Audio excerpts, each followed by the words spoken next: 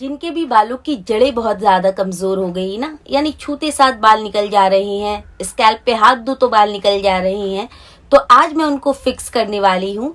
आज मैं आपके स्कैल्प को, आपके बालों की जड़ों को इतना मजबूत कर दूंगी ना कि जो बेबी हेयर्स आ रहे हैं वो आपके स्कैल्प पे टिके रहे, ताकि आपको भी बहुत हेल्दी वाला ग्रोथ मिले, आपका वॉल्यूम इंक्रीज हो, हेयर लेंथ बढ़े और आपका स्कैल्प सुपर हेल्दी हो। आज का जो सीरम है और आज का जो ऑयल है, जी हाँ, आज मैं आपके साथ दो रेमेडी शेयर कर रही हूँ। दोनों इतना स्ट्रांग है कि आपके रूट्स में एक एप्लीकेशन में वर्क करता है, यानी विजिबल चेंजेस आपको नजर आएगा सिर्फ एक ही दफा में।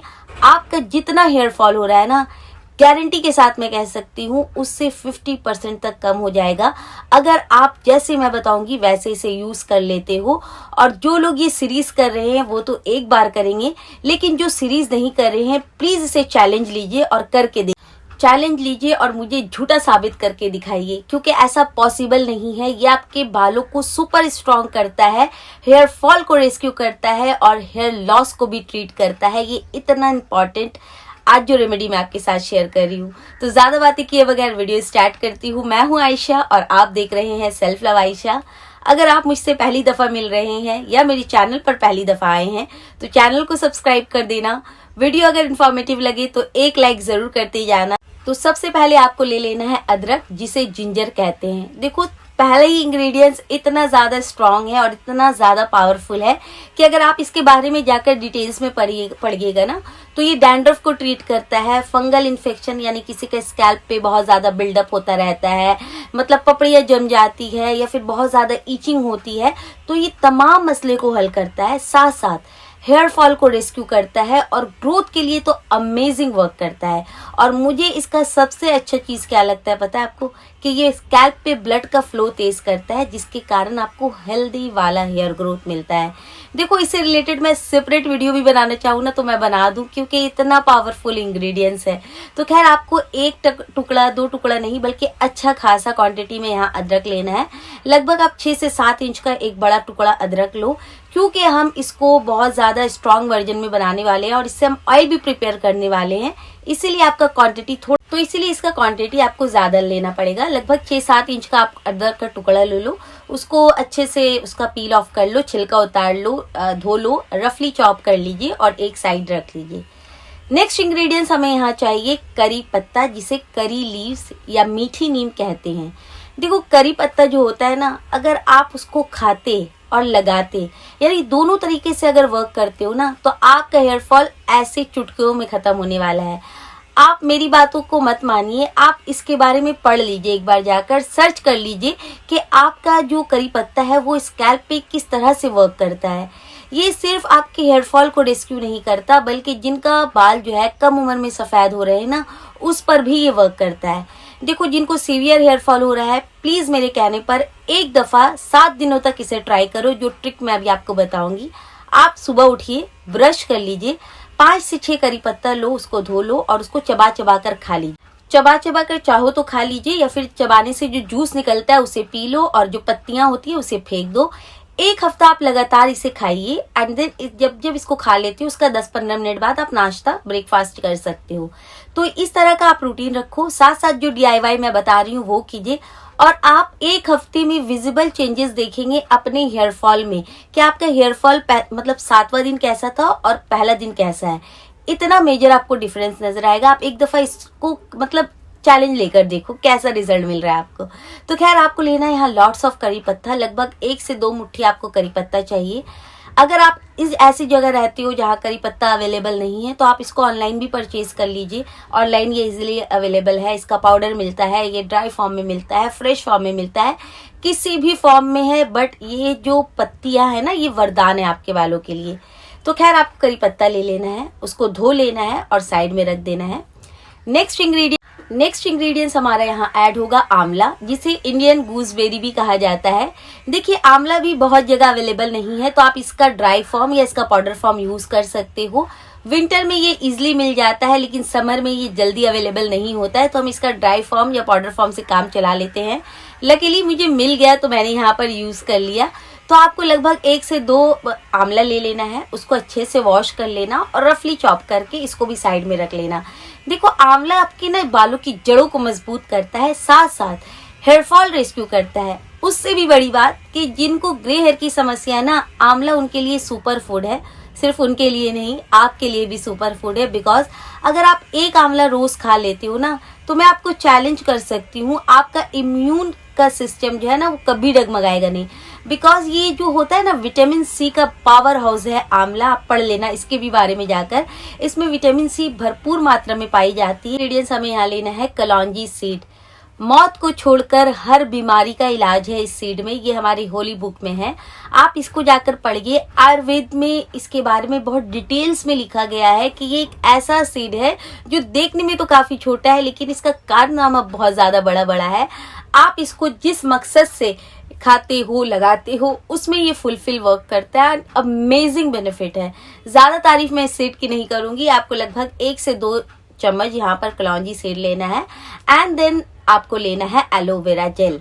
फ्रेश भी ले सकते हैं, मार्केट बेस भी ले सकते हैं, लेकिन फ्रेश की तरह कोई इंग्रेडिएंट वर्क नहीं करता, इस बात को याद रखो। तो जो लोग फ्रेश यूज कर रहे हैं, तो फ्रेश को जब भी आप कट करते हो ना एलोवेरा को प्लांट से, तो येलो लिक्विड निकलता है, जो आप अगर डायरेक्ट लगा लीजिएगा अपने स्कैल्प पे तो आपको ईचिंग हो सकती है।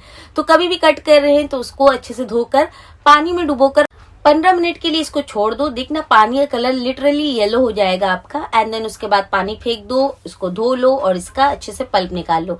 लगभग मैंने यहाँ पर, मेरे पास बहुत पतला पतला एलोवेरा लीफ था तो मैंने 3 से 4 यूज किया है। अगर आपके पास एक मोटा साइज का है, बड़ा साइज का है, तो आप 1 से भी काम चला सकते हो।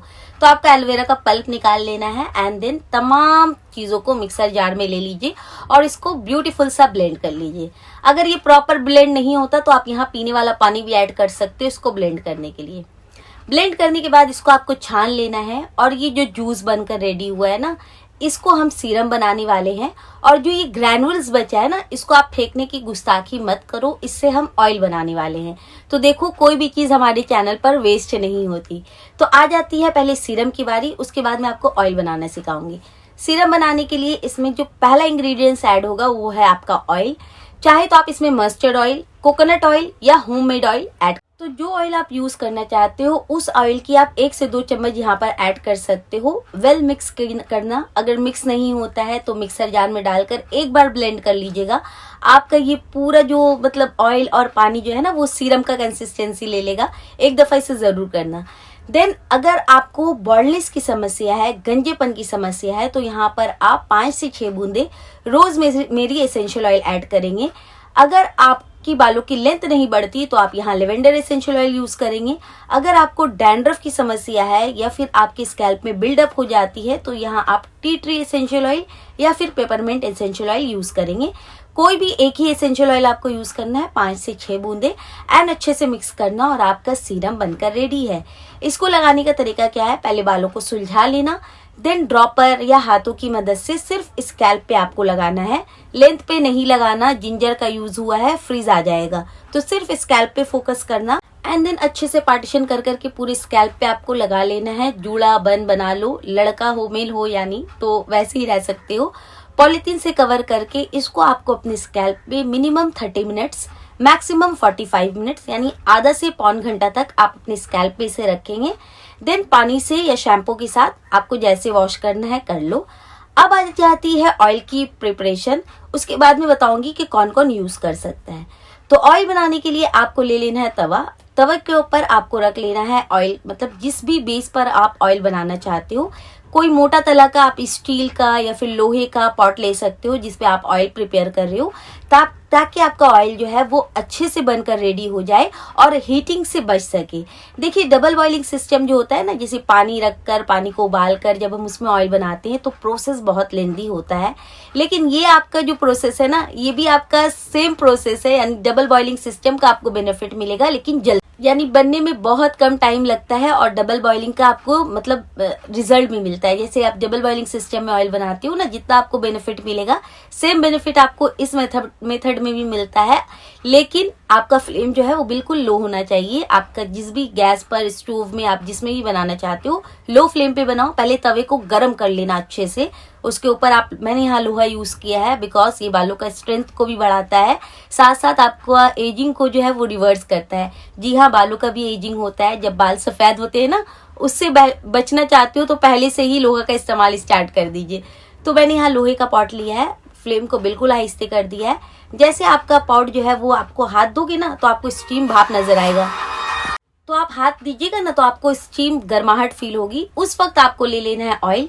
जो ऑयल पे आप इसको बनाना चाहते हो, कंफर्टेबल है उस ऑयल में आप बना सकते हो।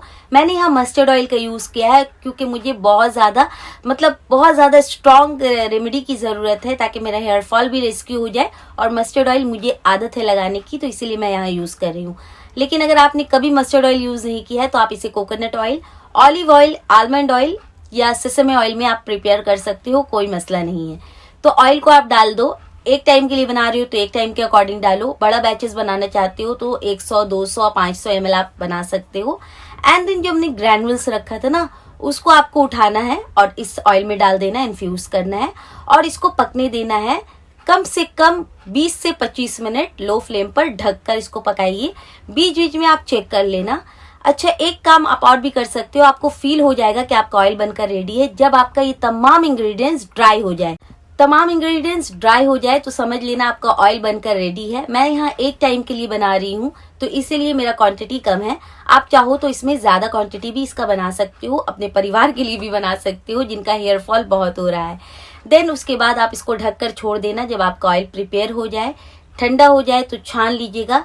छान कर इसमें आप एसेंशियल ऑयल ऐड कर सकते हो और इसका पावर को डबल ट्रिपल करने के लिए इसमें आप विटामिन ई का कैप्सूल भी ऐड कर सकते हैं। ये आप इसके पावर को एक्टिवेट कर देता है और विटामिन ई आपके स्कैल्प के लिए बहुत जरूरी चीज होती है।